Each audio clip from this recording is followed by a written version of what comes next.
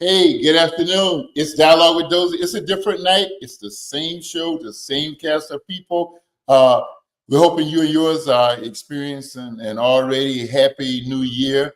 Uh, our entertainment editor is on with, host is on with us tonight.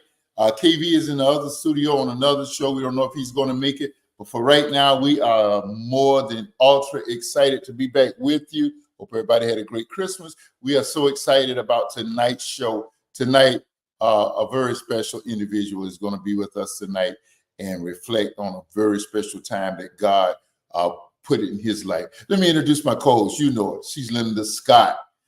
Lynn, how you doing? I'm good. Hi, everybody. Happy New Year. Hey, how's your podcast doing, Lynn? It's actually doing very well. We're actually in the stage of rebranding it, just doing a whole new layout. So I think our producer should have us ready by the end of the month. So I'm super excited about that. I can't wait. Fantastic. Yeah, whole Well, new look, whole new look. we're excited. We're so excited about what's going on. And this tonight, I know we're both excited because we're both members. We have both been blessed by the tenure of our guest tonight, and he is none other than Bishop C.E. Glover, who recently on Sunday became the pastor emeritus and a special advisor to the current senior pastor, Pastor Curtis Ballard, at the Mount Bethel Church, where he served for some 38 years. That's a long time, Reverend. That's a long time. You know what I want to say, but I can't say it. I But know it's what so you want long. to say. I know what you want to say to be Yeah, dealing that's a with long us, right? That's it. I got you. Let's bring Bishop on. Bishop C.E. Glover. He's coming to us from his home studio. Bishop, how goes it, sir? Hey, good evening. Happy New Year. Happy New Year to you too. How are you? I'm well. I'm well. I'm just grateful to still be on this side. I think we look Being in the Dozell, I grace thought and we're favor so grateful for that. of God. Yeah. Yeah. All is well. All is well. Good. Amen. Looking good. Lynn and I were talking about the dress for the night, and I said, we got Dr. Glover. You know, brother got the dress up because he's gonna come bring in his A game with the dress up thing. So I can't dress like him, but I want to at least represent. And then also, I had on my jogging outfit, but you told me to wear a coat. And you could have worn that. You could have worn it. I'm wearing it because I want this show to be a tribute. I'm good. I'm good. Well, can I start off by saying it's such a pleasure to be in the presence of you right here in this particular moment. And like I've told people, he's been retired for 2 days. That's a long time. In like 2 days, 2 days. And I am truly honored to say I know Bishop, Dr. Reverend, Pastor C.E. Glover, all of those things, the singer, the praying man. I am so honored. I'm so honored. I can't even express my true feelings right now. Well, someone taught you well. But thank you. I'm just, it's just been a joy. It's been a joy knowing you, Pastor Varner, through the years, and I've just been elated, to be identified with you all and to serve in the position as senior pastor. Yeah, great. You've been there for all of us in our times of need as a pastor. Wow, we're just grateful. Yes, I want to start this conversation off by asking you. Lynn talked about it being two days. How does it feel? We can borrow a D'Angelo song. How does it feel? How does it? Honestly, I really don't know. I haven't had a chance to really process all of this. Wow. After having done something for 38 years, Mm-hmm.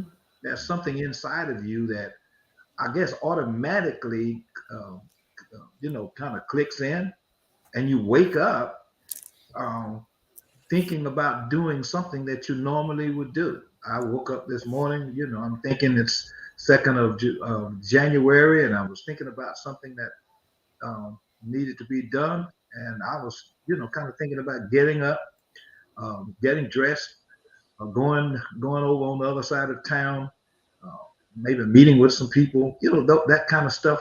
Then I realized I'm no longer the pastor. I don't have to be worrying about all that kind of stuff.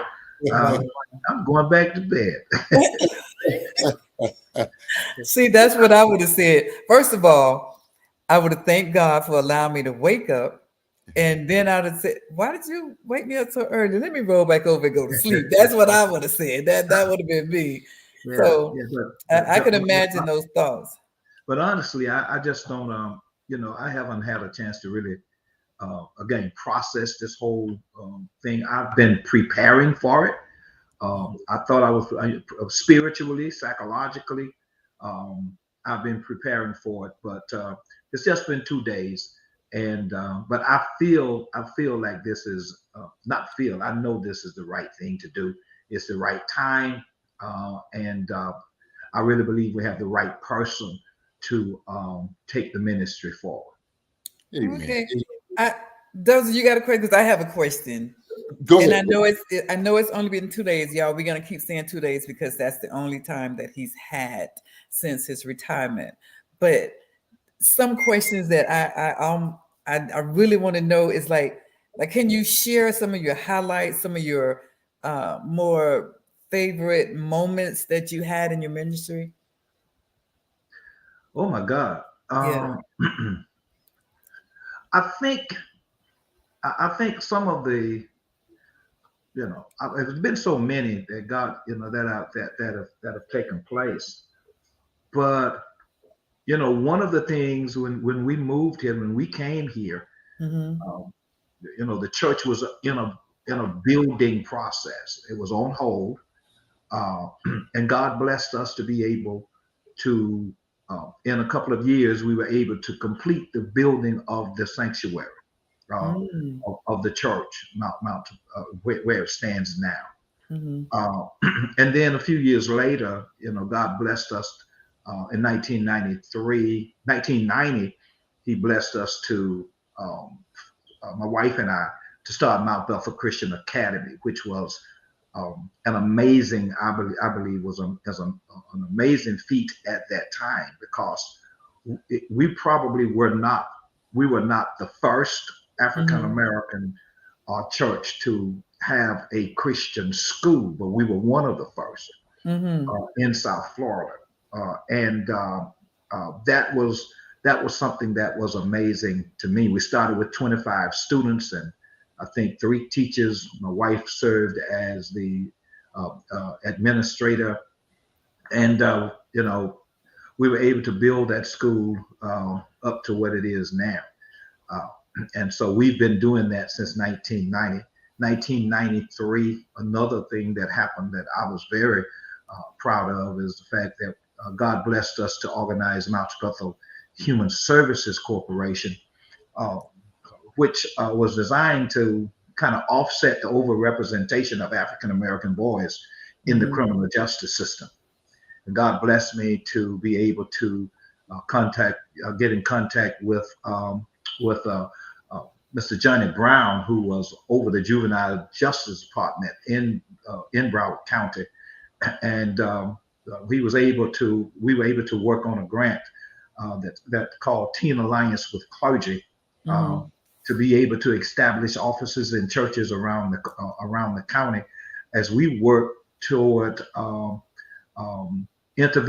prevention programs to keep these young men out of detention and out of the prison system. And so we started out because of the overrepresentation of African American boys, but it transcended that into a plethora of programs that takes care of the family as a whole. And so that was another highlight was the organizing of New Visions Community Development Corporation. I just kept seeing the blight in our community, and so I prayed about it, and God sent me to see someone else's community development corporation, how they worked it. And, the Bible says, imitate those who through faith and patience inherit the promises. And so God blessed us to be able to organize New Visions Community Development Corporation. And we've built close to 100 homes over since 1997 for people who never thought they would own a home. But we've helped close to 1,000 people enter into homes through first-time home buyers classes and those were some of the highlights that I'm most proud of, other than the very fact that God blessed us to be able to just make a difference in this community as a whole. I think Mount Bethel has made a tremendous difference in the landscape of Broward County and beyond. I'm glad. I'm sorry, Dozie. This is my man right here. So I am so glad to see and hear you announce the community, because I want to ask the question: how have you seen the community or your congregation change over the time that you've been there, over your years there? The congregation? Yes, the congregation and your community, because I know the landscape where the church is. And how do you see that change? Well, excuse me. I've seen, first of all, our congregation grow. And, one of the things that I've been blessed with is the very fact that, our children were born late. My wife and I were married, 12 years before our first child came. And as a result of that, our children were young when we came here. And a lot of the young people that's in our church today grew up, I call them grew up in my home. They were constantly there with our kids. Many of them attended Mount Bethel Christian Academy. So a lot of people who are members of our church now, those are individuals who grew up in our home, grew up in the church, grew up with our children, and now they have children, grandchildren, of their own. And so I've seen the congregation change in that way. We have a great group of young adult individuals, at our church, and even at my age, God blessed me to be able to still, resonate with our congregation, both those who were there when I got there, both those who 10 years younger than me, those who are 40 years younger than me. So I'm excited about that. Now, as far as the community is concerned, we've seen a lot of changes, in the community. What has happened, we've seen a lot of the dilapidated housing has been have been torn down, and some I want to call them, they're not luxury apartments, but they're beautiful apartment buildings all around our church. And we've seen businesses thriving in our community. Just a whole lot of things we've seen change over the time that we've been there. Right. Let me ask you something, because I want to go back. We had a history that precludes Fort Lauderdale. You were one of the in my little small church there. I don't know if you even remember this, at Mount Mirage back there at Dewdrop, way back there deep off of Campbell Street, but down from George McRae's church. You came in and you were one of the real. Of course, I was out of Mount Bethel in Daytona, and they came in great numbers, but you came in great numbers on a Friday night, and in your words and in everything you did was just one of the more encouraging things that I could have saw it during that period, and I really appreciate it. One of the things that I got to know to you from it, just, hey Kim, my partner. Hey Kim. Hey Linda, how you doing? Good, baby. That's my partner. How you doing, Bishop?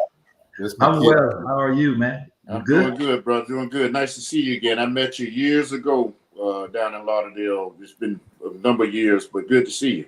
Man, it's good to see you. And congrats on your retirement.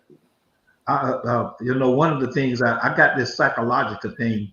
I don't know how true it is. I like to call it transition. I got you. Because that word retirement sends, I believe it sends the wrong signals to your nervous system. It hears that we're getting ready to retire. And so we need to start shutting down certain areas because I rather use the word transition. That's just, I'm not a doctor or psychologist, but it just sounds like something that makes sense to me. I see your point. Congratulations on your transition. Right, Kim. If I can use this language, you talking to I just say Negro who transitioned, using your phraseology, at a very young age. From the department, he was in his 40s or late. You were like in your 40s. 47. Yeah. And he went right to work full time, like 2 or 3 straight jobs. So he just had about 2 years of retirement. He just went back to work. So I hope that won't be your life. He didn't have to. That's what he wanted to do. So just want to just say that's why he's saying that like he is. Yeah, well, more power to him. I feel you. I'm with you, Bishop. I'm with you. Kim, get another one if you want. A lot of the things you were saying to Linda about because she likes to be bigger than me, and so she jumped the gun on some of that stuff. But a lot of the things, and this is what's so neat to me, we were probably out of total connection. I know I contacted you a couple of times about openings you had on your staff while I was away in Illinois and in Kentucky. But I knew your heart, particularly for the school. I knew that was something that you had on your vision plate, even in Daytona, which we won't talk about how hard that was as a community to pastor. But when we reconnected and I saw how that vision had really just broadened, and the thing when you had me come down for the first time to just check things out, human services was just really caught my attention. What I heard you say, the TAC program. What were some of the other programs that were the more successful ones and the more needed in our community with Mount Belton Human Services back during its tenure? Well, back then, our premier program was Teen Alliance with Clergy, which was a program, as I said, addressing overrepresentation of African American boys in the criminal justice system. We had a grant, but what we found is when we went into those homes, we found not only the young people that we were, granted to serve, not only that they have to have some, they had issues. They had siblings, and so we worked with those siblings, and then we ended up having to do parenting classes, all of those kinds of things, but we also have still have programs addressing family. We did some family reunification programs where some of the parents had lost their parental rights, and we were able to help some of those parents get their children back, go through the courts. We advocated, and we still advocate through the courts for families. We were a foster care placement agency, but we ended up disbanding our part of that and kind of merged with another company, with a larger group, and they do all of the foster care programs, but we do a lot of programs with families, and we do, we feed people every Thursday. We have our food pantry. There's just a plethora of programs. We have a fatherhood program that we do. It's just a plethora of programs we do still do in the community. Have an awesome young lady who is the executive director. Her name is Tiara Smith, and she's doing a magnificent job in making sure that agency continues to flourish. Now, you, Linda, talk about, and we've all joked about the longevity of your tenure there at Mount Bethel. You didn't come to Mount Bethel as a first-time pastor. What's your overall tenure in the pastorate as a whole? That's what 47 years. 47 years. Wow. Oh, yeah, 47. I did 6 months. Now that's a long time to be with N words. Wow. Not those N words, but you know. I hear you. Uh-huh. Yeah, it was. I did 6 months in my hometown, Montezuma. I pastored a little one Sunday a month church for 6 months, and then God navigated it so that I was able to get heard. I was living in Brunswick, Georgia at the time, and I was able to get heard by the chairman of the deacons at Mount Carmel in Daytona Beach on December the third Sunday in December in 1975. And I was back at that church to preach again at their Family and Friends Day in '76, and he told me they were without a pastor and wanted to know if I'd be willing to come and preach for them. And I told him, let me go out to my car and look in my book, and I'll let you know in just a few moments. I went out there and messed around in my car for a few minutes. I knew I didn't have anything to do, but yeah, I went and I went, and the third Sunday in March in 1977, I was called to Mount Carmel in Daytona Beach, and there for 8.5 years. God blessed me to be able to go finish my college degree at Bethune-Cookman, and at the same time, once I finished that, I drove back and forth to Atlanta for 3 years to do my seminary work at Morehouse School of Religion at the Interdenominational Theological Center. We would leave on Mondays and come back on Fridays. And so, it was a great journey there. But then after 8.5 years, God moved me to Fort Lauderdale. Now, one of the things about the school, let me just say this.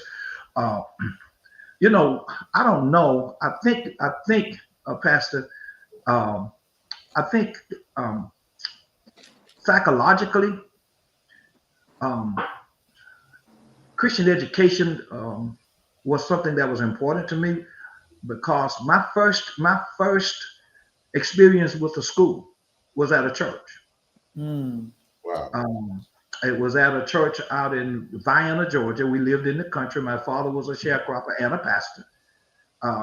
And we used to have to walk past this big, beautiful white building that was for white children only. Wow. And we would go down to this place called this church. It's Lebanon Baptist Church, but they got 2 B's. So it's Lebanon Baptist Church. That's the name of the church, the Lebanon Baptist Church. And it housed kids from primer to 6th grade. Primer back then, not kindergarten, but primer back then to 6th grade. That was my first experience with school. It was in a church.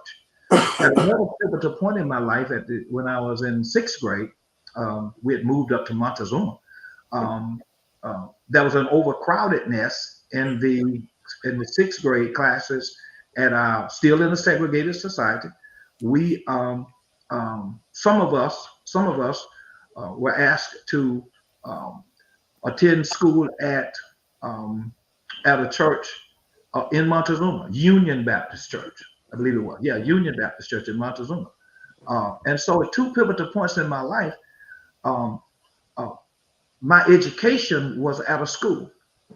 And then when we moved to Daytona, when we started preaching, pastoring in Daytona, ultimately when April was born, when she was age 3, we put her in a school that's called Lilies of the Field. And she was literally, kind of reading, sounding out words, and at age 3, by the end of her age 3. And I knew then that was something different. And so what I wanted to do, I prayed and asked God to fix it so that we could start a school, so we could educate our own children, and provide for them not only a quality Christian education, but a quality education. And so that's where that's how that whole idea of the school started. I'm glad that you started the school, because now I can say that I am one of the grandparents of a grandchild that attended Mount Bethel Christian Academy. And boy, Sister Glover got on that joker there.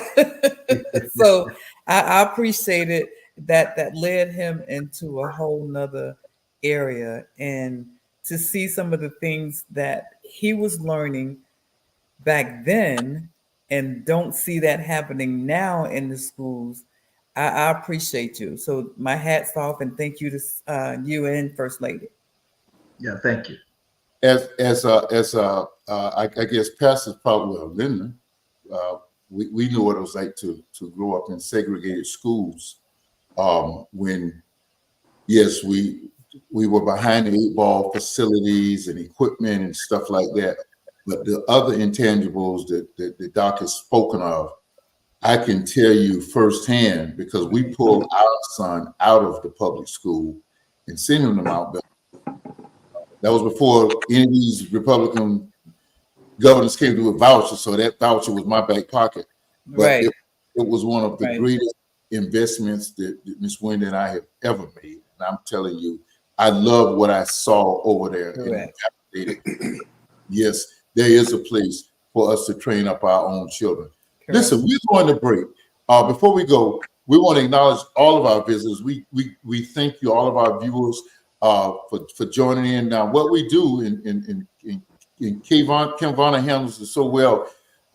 We take your comments and he feeds it to the guest, or we answer it. So any comments you got for Bishop, please just rattle them off, and we'll deal with them here on the show. But before we go to break, we're going to do this cut, and then we're going right to the break. Said it so eloquent. I was thinking about the fact that my first sermon as a candidate was here. Preached. First sermon was a conditional proclamation. All right now. 2 Chronicles chapter 7, verse 14. If my people, which are called by my name, shall humble themselves and pray, seek my face, turn from their wicked ways, then will I hear from heaven and will hear, forgive their sins, and heal their land. I'll never forget Deacon Eddie Edwards came up to me afterwards and said, you must not be interested in this church first. You don't come here preaching that kind of sermon trying to get a church. And so he and all, I'm not going to call a whole lot of names, I just call his. And then that Sunday night, I preached a sermon entitled Work on Me. And never forget those two sermons, never forget my first time here. And thankfully, you all led by the Holy Spirit and called me as your senior pastor. I cannot adequately express what serving as the senior pastor of this church has meant to me, my lovely wife, our children, our grandchildren. Now we have a great-grandson. It has been 38 years that I shall cherish forever. You have been such an awesome people. You have been with us through the good and the bad. Our children grew up in this church. Attended Mount Bethel Christian Academy. April got married at Mount Bethel. Grandchildren were baptized in this church. You have been some of the most wonderful people that any pastor could have. Yes, sir. And there are some pastors, as I've said before, when they leave the churches, whether they retire or say they're retiring, but are being retired, leave bitter. I leave with joy.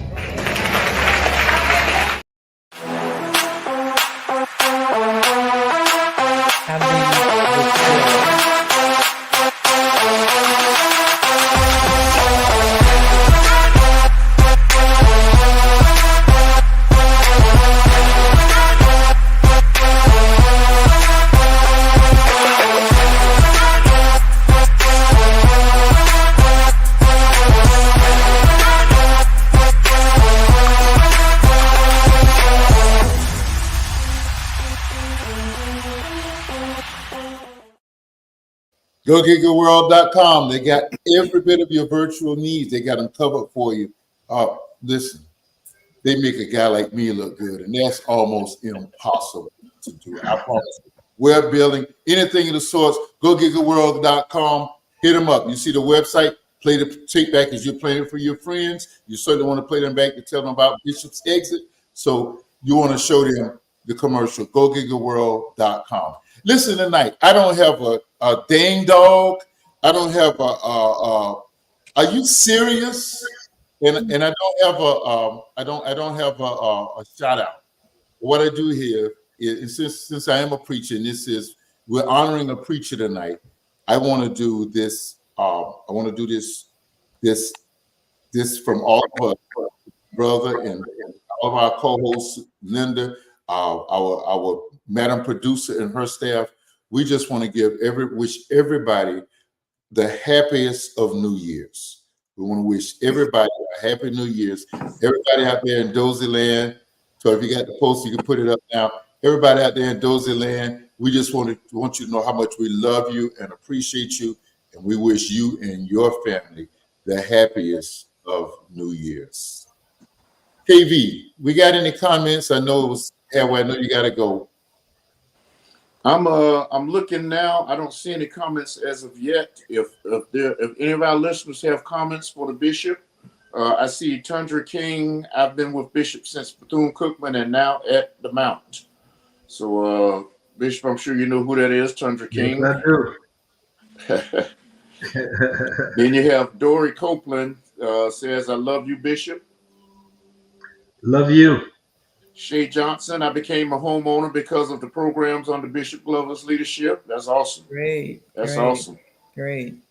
Pastor Anthony Burrell, "Congratulations, Dr. Glover. Enjoy your well-earned and deserved retirement." Jennifer Taylor Coleman, "Congratulations on your transition, not retirement. Congratulations on your transition, Bishop. Great things are ahead of you. Wishing you continued blessings." Thank you. Thank you. Thank you.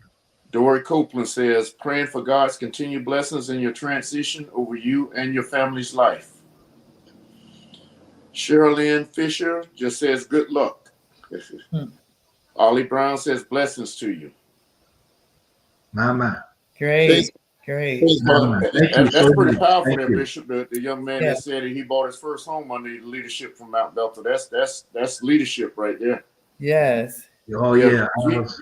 Gigi Ransom says, "Love you, Bishop." Regis Gigi. Lewis says, "Congratulations to my bishop. We love you always." Mama.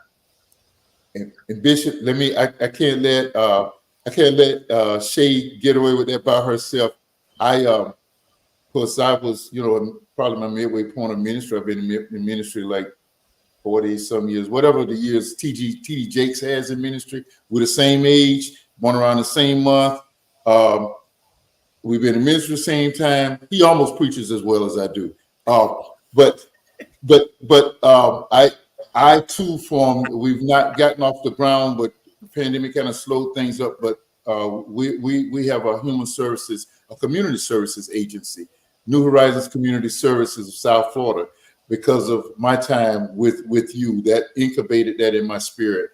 And I just thank you so very, very much. And there's many others that will be here. KV's going to be out because this is double duty for him tonight. But we thank you, bro, for being with us tonight. All And right. it's so good seeing you, KB. Thank you so much. Thank you Yes, so sir. much. Like All I right, said, Kim. I see you congrats to later. congrats to you on your transition. I'm happy for you. Well deserved. 40-some years. That's awesome. And I Well, know you thank can you. continue to bless people. So congratulations and nothing but blessings for your future, sir. Thank you so very much. I appreciate it. And Thank to you. the wonderful Miss Linda Scott, it's great seeing you again. You too. You too. And See big you bro, I'll soon. holler at you later, bro. Easy, Varner. Y'all have a good night. Good You night. got Good Good night. night. Yeah. So 47 years, that's about as long as I've been on earth. Don't Huh. even try. Don't even try. So, Reverend, I wanted to ask the question because my father was a minister, and I will always ask him, Dad, what is the sermon that you will always go back to, um, that you feel that you need to say this again? Do you have a sermon, Bishop, that you reflect back on often, or you did reflect back on it? I think there are a couple of sermons that just from my own personal inspiration that I Mm-hmm. reflect back and kind of go back and read over. Um, one is Psalm 46, um, where God says, uh, "Be still and Mm, know that I I am know. God. That's Mm. right. I will be exalted in the earth. I will be exalted among the nations. I will be exalted in the earth." And there are times when those are the times when I might, when I'm wrestling with sometimes some internal conflicting impulses, Mm-hmm. or they're just issues that are too hard for me to be able, to handle. That those are the times when I reflect on what God is saying through that word, and Mm-hmm. that's just one of the sermons that that I always can go back to and get uh, the peace I need. The other one is how to keep from worrying. Mm. Philippians chapter 3, I believe, where it says, "Be careful for nothing, but with everything with prayer and prayer, supplication with thanksgiving, let your request be made known unto the Lord, unto God, and the peace of God, which surpasses all understanding, shall stand guard at your heart and your mind through Christ Jesus." And so, there are some sermons that kind of resonate with me that I go back and reread, just for my own edification. Yeah. Bishop, go ahead, Nick. No, go ahead, baby. You good. I was going to ask you, and of course, I can go back to 40-some years ago when I received my call, and I don't know what yours was like. It was easy for me because I was incubated out of the McKissick School of Ministers there in Jacksonville, GV, and about 20 others of us, where God puts it in the heart of the pastor to put a basketball team to bring all of the brothers around the Bethel Church at the time, which was it was real hood, and to bring these brothers in the church and to get them, into the Lord. And it incubated so many of us being called to ministry. I mean, G.V. Lewis was one of the first ones, and I was a few years behind. And because I had seen them go through that, I kind of said, well, man, this, I kind of like this. If the Lord called me, I wouldn't run from it. Not knowing everything that entailed, the call itself came with challenges. Could you just reflect back on that, especially being a preacher's son? What was your calling and so forth like? Well, you hear people saying they heard this great voice, and they was riding down the road, and a tree fell in front of them, and they knew that it had to be the Lord calling them and all that kind of stuff. I think God called me to preach when I was 16. Wow. I knew it. But my father was a pastor at, like I said, he pastored one Sunday a month churches, 4 of them, and then sometimes he would, it would be 1, 2 or 3 one Sunday a month churches, and then a 2 Sunday a month church. And then I saw how a lot of churches, treated my father. One Sunday a month churches, you don't get a chance to do no pastoring. You preach. But that was some things that I just traveling with him, and I just had I was privy to. So I never wanted to be a pastor of a church. And so that's the last thing that I wanted to do. So from 16, I just ran from this thing. I wanted nothing to do with that. And I would always go to church because I would, roll with my dad, drive him to church. But I never wanted to be a part of any pastoral ministry. So I ran from it. I did the insurance thing. I became a staff manager with Independent Life Insurance Company. I worked for an agency to organize. I worked with an agency that sold insurance to teachers. That's how I ended up in Brunswick, Georgia. I sang nightclubs. I did everything. I even, when I was about 17, we were walking down the street, and I never could smoke, but I bought a pack of Salem because I wanted to be like the boys. And I was trying to puff on a Salem. George, Larry, and Papa Shelley snatched my cigarettes out of my hands and Negro, you ain't smoking no cigarettes because you're supposed to be a preacher. And back then I could curse with the best of them. So, I gave them a good cussing out. And it would be like 13 years later before I would finally accept the call to ministry. I was in Zion Baptist Church in Brunswick, Georgia. There was a pastor by the name of Reverend J.C. Hope. And he was different from any other pastor I ever met. He didn't wear black suits. He didn't wear suspenders. He didn't wear Stacey Adams shoes. He had a Kango hat turned backwards. He had a little red Fiat, convertible. And when the first time he met me, the first words out of his mouth was, "What's happening, cat?" And I said, "Oh my God, this is a new kind of preacher." So I joined the church under him. I didn't start preaching under him, but I began to see, a different kind of way, to do this thing we call church. And so, when the Lord called me, or recalled me, or whatever he did, I was ready that second time, that second touch. I was ready because I thought I was able to, I would be able to do church differently than what I had seen.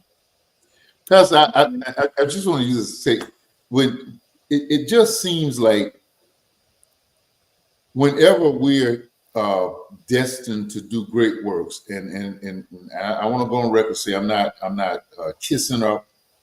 One of the things that sold me to enjoying my family with Mount Bethel were that I'd already heard you preach, being there in Daytona. It was the outside stuff that you were doing in the community, and I was fresh out of seminary. I was in the Chicago area, but I promise you, I was not seeing the innovative ministries nowhere east of J. Alfred Smith out in Oakland at the time that you were doing.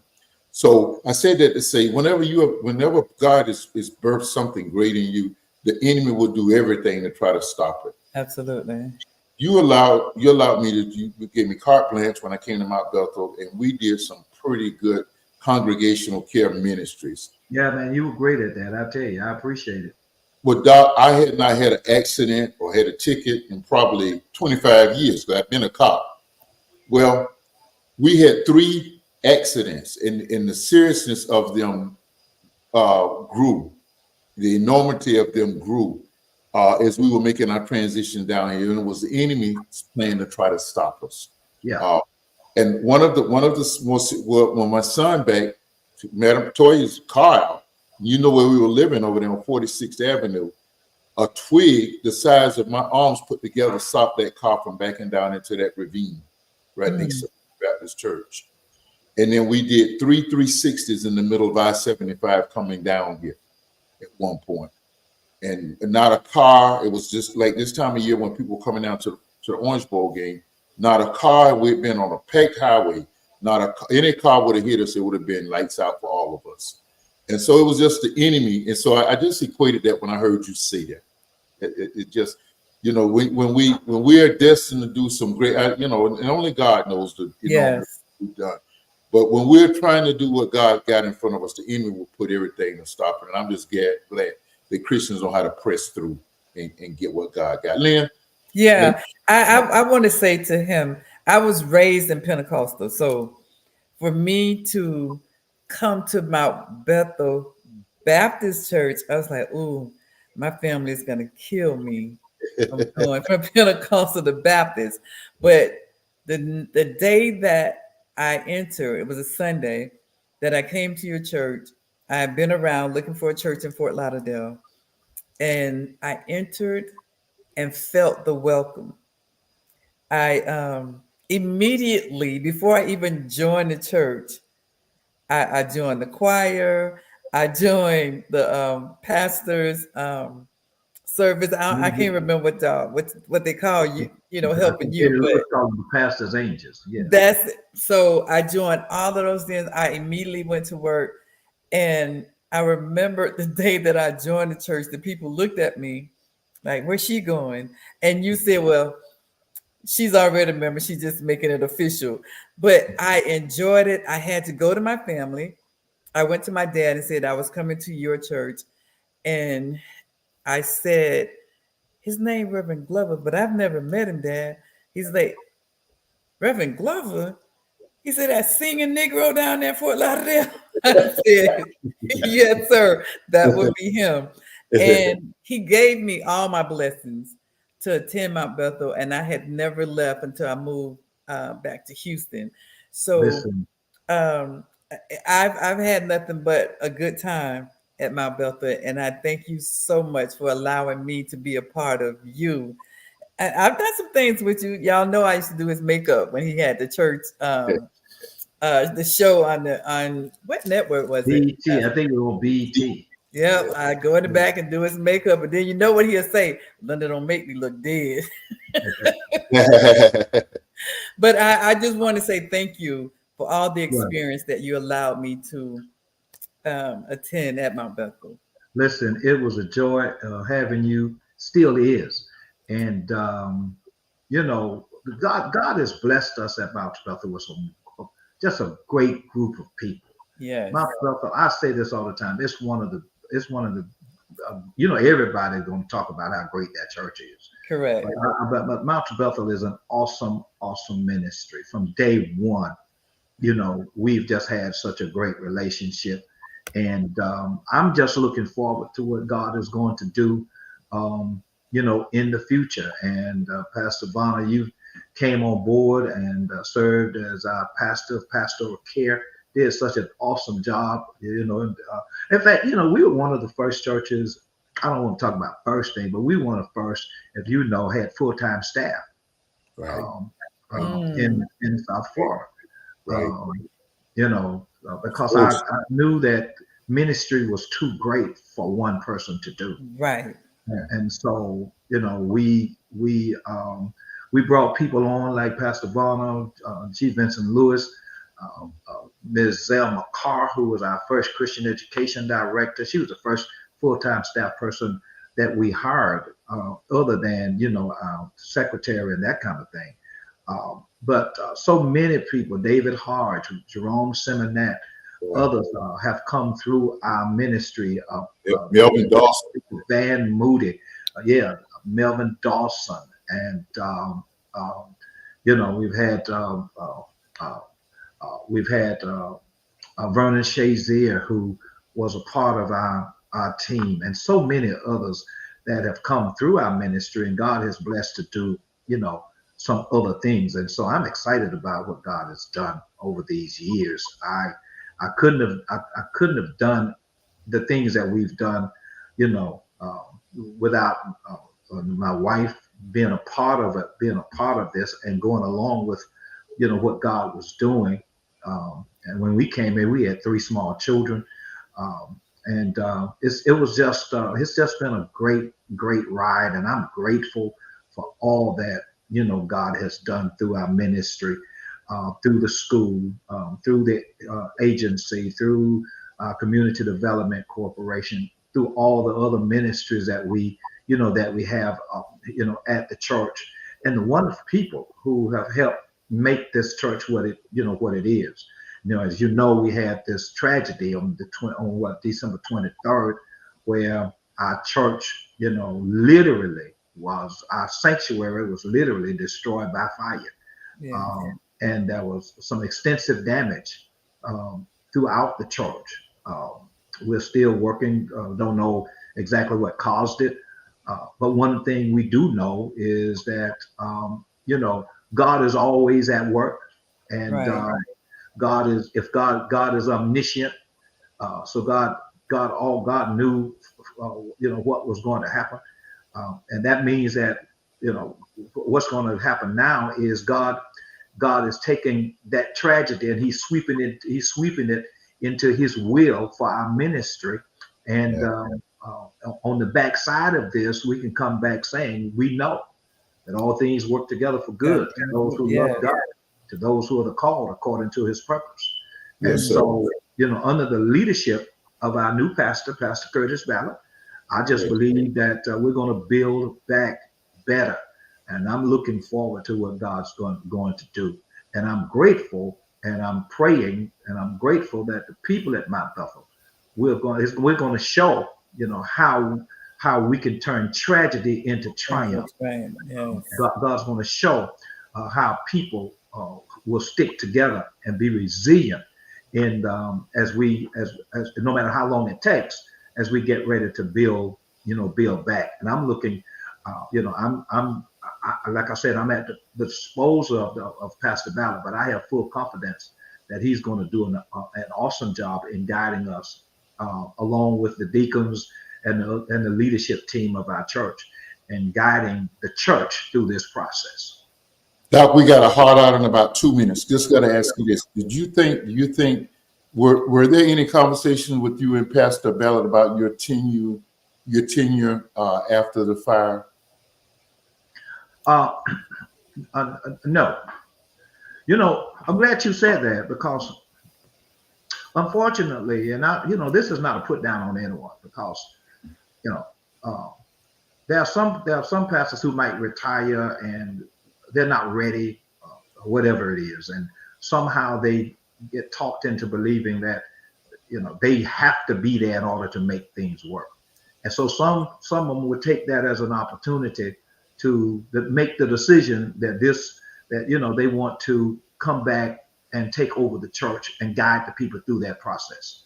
Well, I've never had that kind of conversation with Pastor Ballard. My conversation with him is, listen, my job is going to be a special assistant to you. That's what you asked me to do. And I'm going to be here to serve you. I'm going to be here to do whatever you need me to do. If there are questions you need me to answer, I will. If there's advice you need me to give you, that's what I will do. But it never dawned on me that I needed to come back in and take over the ministry, because we have a pastor. I believe God sent him here, put him on my heart, and if God sent him here, God's going to give him what he needs to get us through this. And so, to answer your question is no, it never dawned on me to talk about, to even think about, taking back over the church, because that train left the track last year when we voted him in as pastor, and I wasn't about to try to derail that. My goal is to help this young brother do everything in his power my goal is to do everything in my power to help him where he needs me. Okay. And if he doesn't need me, then I won't be forcing myself on him. I won't be forcing advice on him. I will be available if he needs me. Bless you, Doc. Listen, time beat me upside the head. Got Yeah. a heart. Linda, we got 30 seconds. You got a last statement, a question for Doc, and we'll give Doc a second. We got to get out of here. I can't do nothing in 30 seconds. So, but Reverend, I say to you, the same producer, and you know how she is. Right. Congratulations again. I can't wait to see your honey-do list.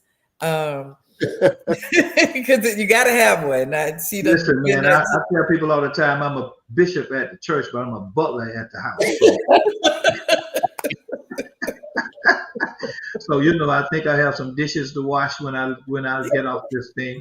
So, and I'm just grateful that God has blessed us. One look real quick. I'm just grateful that God blessed us and blessed our children to grow up in church. Yes. And still are part of the ministry. Amen. And not bitter. Because God blessed me to be able to do my values or have my values straight. God, family, and then church. So our kids are steeped, and they still love God. They still love the church, and I'm grateful for that. Bless you, Doc. Great. This Dr. C.E. Glover. I'm still my boss is Doc. Bishop C.E. Glover. Lynn, thank you so much for jumping in with us tonight. Doc, I'm gonna put you on the spot. It's my dream to get you and Bishop Robert McKissick Jr.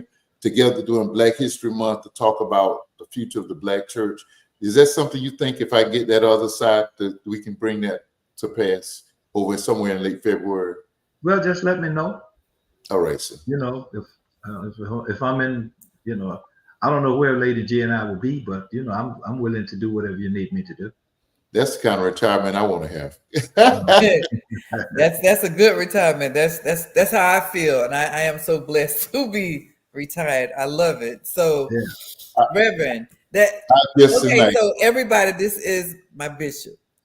The relationship that you and I have to catch myself because you're so real with me. So I love you, man. And if it's something I can always do for you, I will be available for you as well. I know. In the words of Chris Tucker, I know this.